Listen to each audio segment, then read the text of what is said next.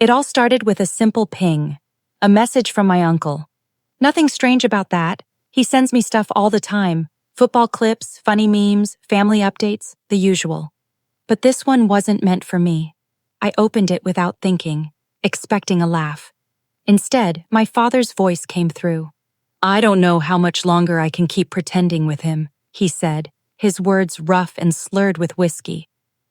"He's a useless burden. Thinks he's a hero, but without me, he'd be nothing."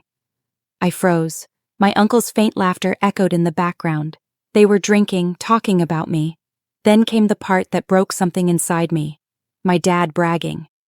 "Hell, I've got him paying my mortgage. The kid thinks he's helping. Let him. Keeps him loyal." The clip ended. 10 seconds that erased 30 years of lies. I'd been paying his mortgage for 4 years. He told me the bank was ready to take the house after Mom died. I didn't even hesitate. I set up automatic payments every month on time. Sometimes he'd call, his voice soft with emotion. "You're a good son. Your mom would be proud." And I believed him. But now, staring at my phone, I felt hollow. The silence was deafening. My chest ached, but my mind was sharp. I didn't explode. I didn't call him, not yet. I saved the video and started planning. I told no one, not my sister, not my friends. I wanted everyone to keep treating him the same because when the truth came out, I wanted witnesses. The next mortgage payment was due in 10 days. I spent that time pretending everything was normal, smiling through every call, acting like I hadn't heard him tear me apart.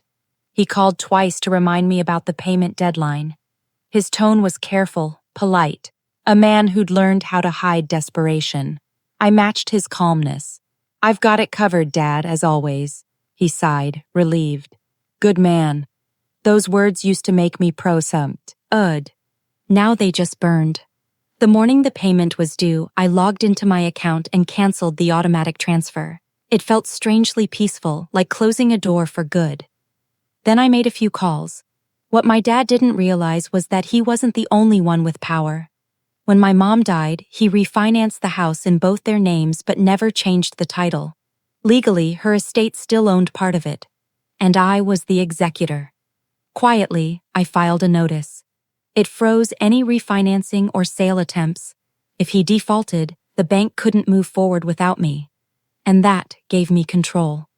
3 weeks later, he called in a panic. "Son, the bank's threatening foreclosure again. Did your payment go through?" I let the silence hang heavy before saying softly, "No." I stopped it. He stuttered. "What? Why?" I said, "Since I'm such a worthless burden, I figured I shouldn't be paying grown men's bills." The line went quiet.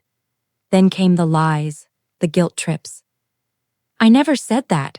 You must have misheard." I cut him off.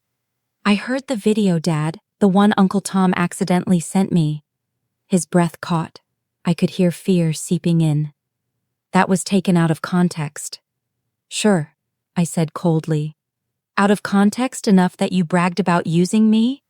His voice cracked, his pride breaking under the weight of his own words. "You can't do this. I'll lose the house." "That's not my problem," I said calmly.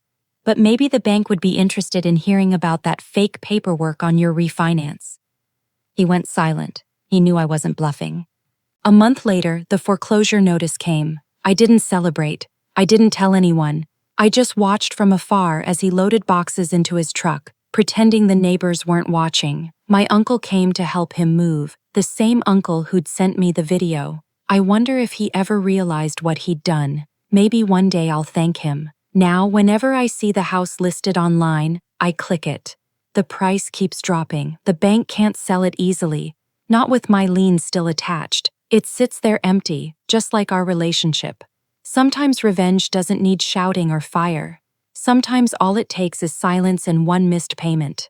People ask me why I don't talk to my father anymore. I tell them, because some debts shouldn't be paid with money. They nod, thinking I'm being poetic. I'm not. He called me a burden, so I showed him exactly what it feels like to carry one